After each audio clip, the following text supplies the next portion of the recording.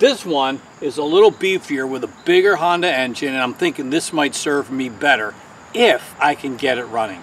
This tank is very rusty, and the more I try to rinse it out, the more rust comes off. See that?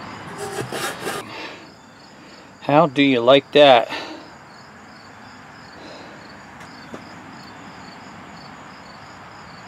Yeah, that's pretty nasty. Definitely got to clean this guy out if we want to have any chance of this running.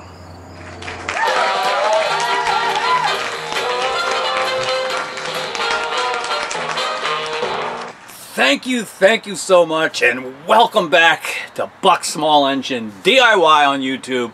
And today we're putting the final steps on our revamping of this DeWALT pressure washer. It's the DP3100, and I'm wearing orange today because this is probably sold at the Home Depot. They sell a lot of DeWALT products. I want to apologize for making this a two-part series. I know the last video I really left you hanging, and I felt bad about that. But it had been 2 weeks since my previous upload, and I didn't want to turn it into a 3-week gap, so I put up what I had. But today we're going to finish it. If you haven't seen the first part, you're welcome to check it out in the link. I can put one up there or at the end of the video. But even if you haven't, I'll summarize what we're doing today.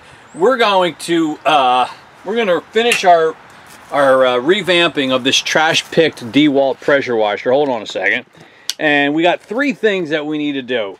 The easy part, put on some new wheels.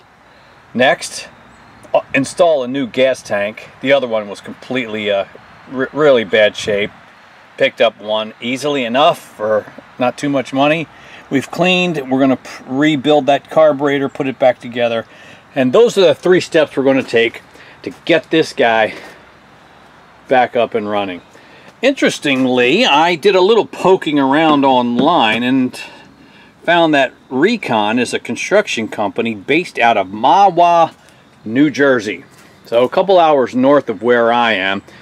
And if you're watching this and you're from the Recon group, well, if you want your pressure washer back, you're welcome to have it. I'll send you my repair bill.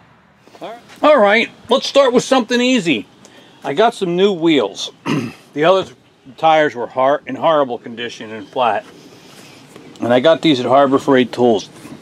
They were $5 a piece. Now I know I told you I was going to get the hard rubber kind that won't go flat, but they were significantly more money, and I thought $5, I can't go wrong. So I bought 2 of them. These are held on with just a sleeve like this, a collar with a set screw. So that's really all there is to it. And what I want to do is, I'm just going to take, these have bearings, and I'm going to take my grease gun and just shoot some grease inside of here. Probably not a big deal, but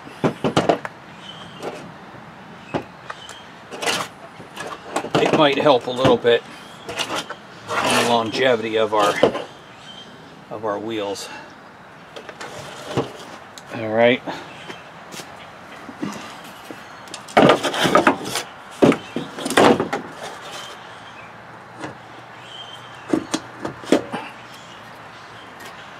And I think they're going to work out just fine. Just like that. And collar fits in just like air, and we tighten down the set screw.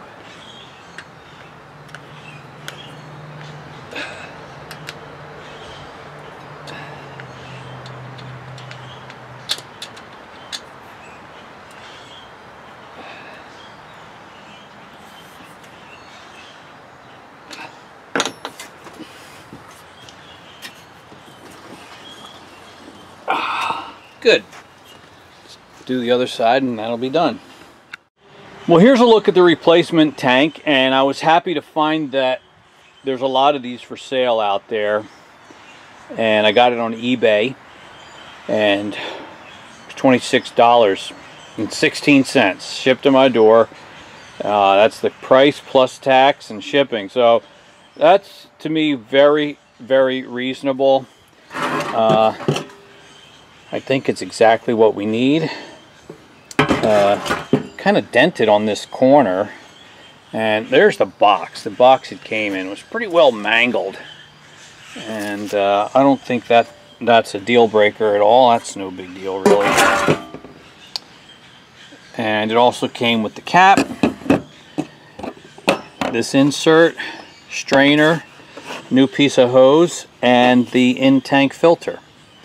So that's all pretty good. Now this of course is aftermarket, but I think for our purposes that's exactly what we need, and I'm happy with paying $26. I'll put a link in the description if you want to pick one of these up. I just feel like for that price that's way easier than having to try to clean and reseal the old one. I'm going to use the hose clamps from the old one because the new piece of hose comes with this style, which I don't really care for very much at all. So get rid of these. This was an insulator, and I'll see if I can use that. A little tight getting it on there, but I think I will, and I'll use these new clamps because I like them better. The new piece of fuel line's a little bit longer than what we had before, but that's okay. We can cut this new one if we need to. Alright, we'll attempt to set this tank in place. We got to fish the fuel line and come out right here. So hopefully that won't be too difficult. Although it might be. Oh, there he is. Okay.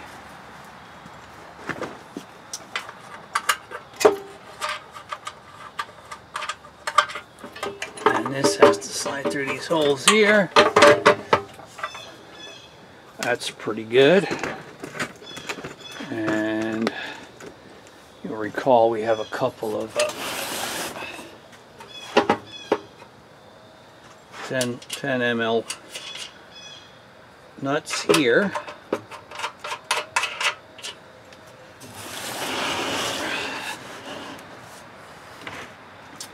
And if you can see it,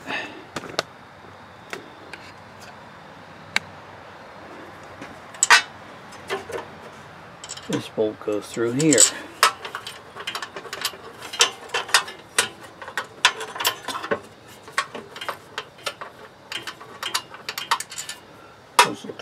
Don't think it's going yet. Hard to see sometimes.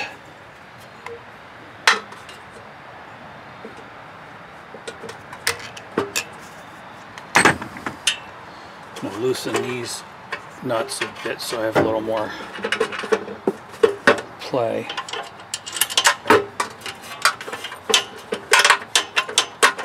That looks like it. We had loosened this bracket just to make it easier to access that guy right there.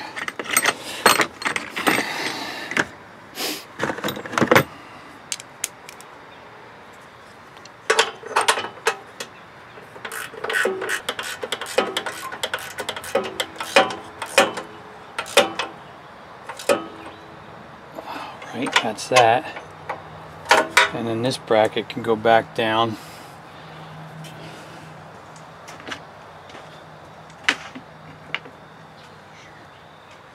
Not sure which bolt it was. Maybe it was this guy.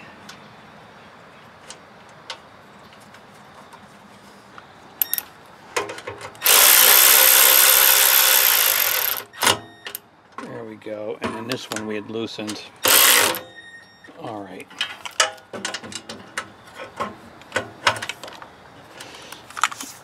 And we just flip it around and tighten these.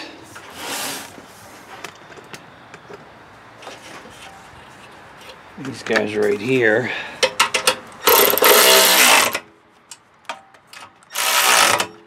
And that's it. Tank is on. Here's our fuel line for the carburetor. So we'll focus on our carburetor next. That's our next step. I just wanted to show you real quick how nice our carburetor bowl cleaned up. You remember how messed up that guy was? It was really dirty. So that's good. I put it through the ultrasonic cleaner. I've cleaned out all the tiny little holes in the jet and the emulsion tube. I think we're okay. So let me just reassemble that real quick and then we'll put it up on the machine. Alright, let's install this carburetor. And I like to start with the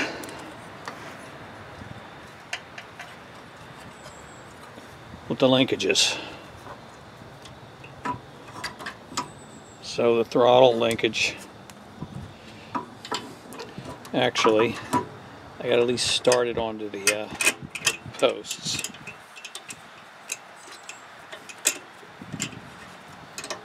And then we can connect the throttle linkages. This wire. Okay, that's easy. Alright, so I need to get this.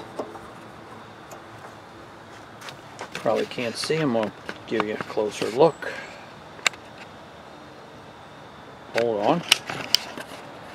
So here's our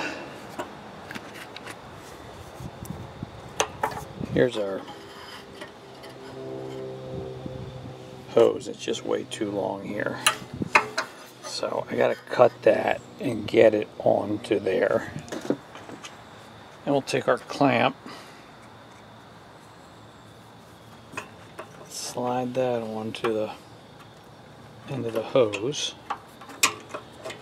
Then we will try to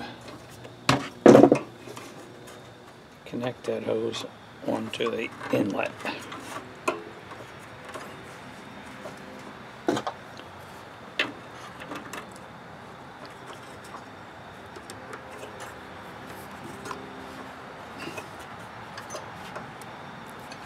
I think that's pretty good. Slide the clamp up.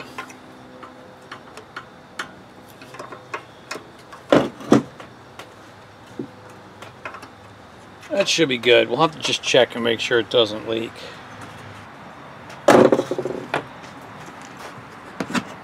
We then have this spacer slash gasket.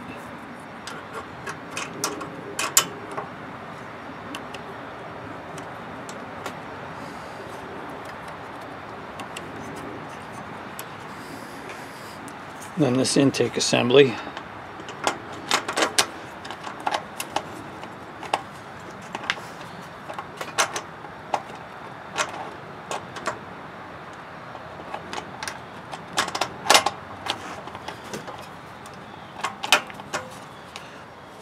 Alright, come on. There we go. Breather hose plugs in back here.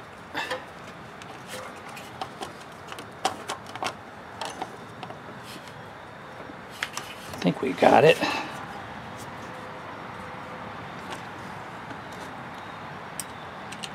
couple of 10mm nuts.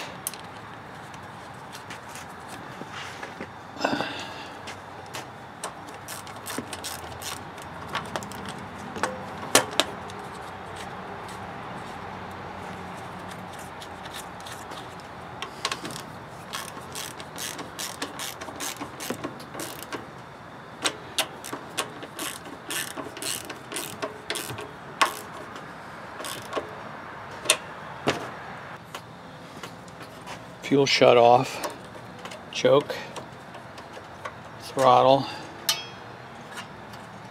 Everything seems to be working as it should. I think we're ready to go.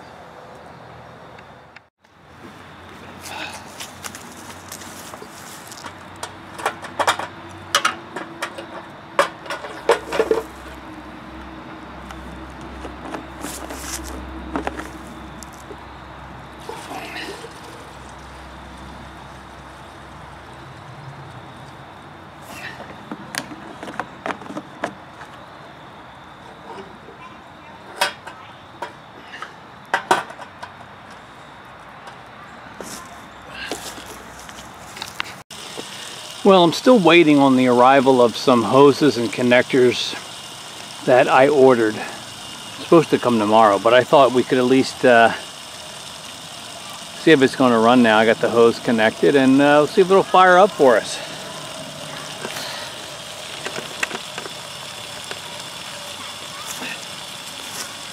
Choke, full throttle.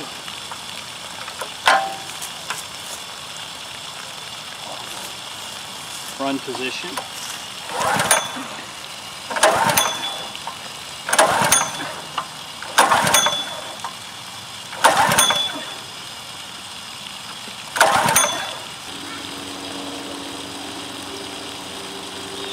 I'm an idiot. I had the fuel valve in the closed position. What a moron. All right, let's try it again.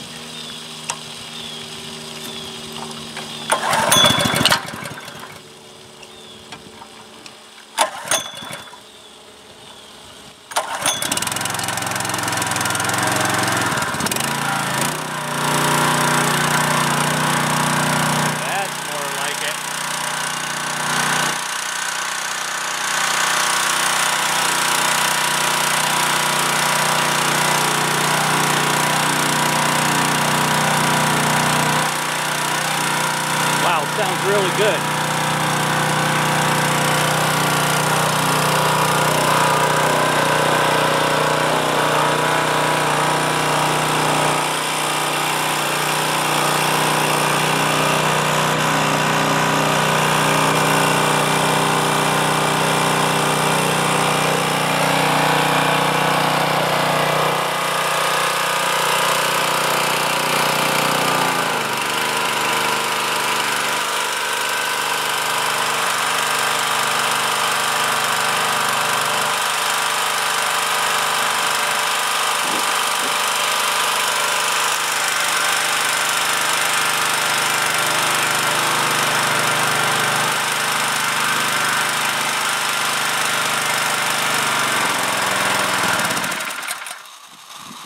Well, that's great. Sounds really good at full throttle.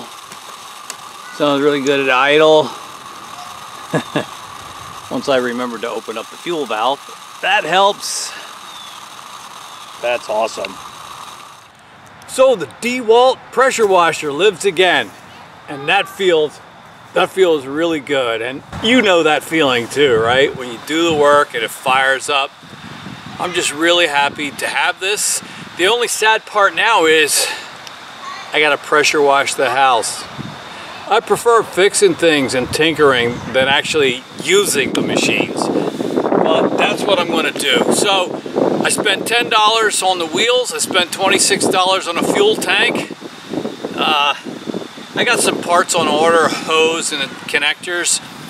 But I got a really nice pressure washer here now, and I'm happy to have it. So I want to thank you for bearing with me and watching this. I hope it's of help to you, to inspire you to keep your machines running and to fix them. It's not that hard, and it's a lot of fun and deeply gratifying when they fire up for you. So that's it. Maybe I'll give you some footage later of me working on the house, but for now I'm going to sign off thanking you for watching. Please like and subscribe. It really means a lot to me if you would do that, and I look forward to seeing you all on our next video. All right, bye bye.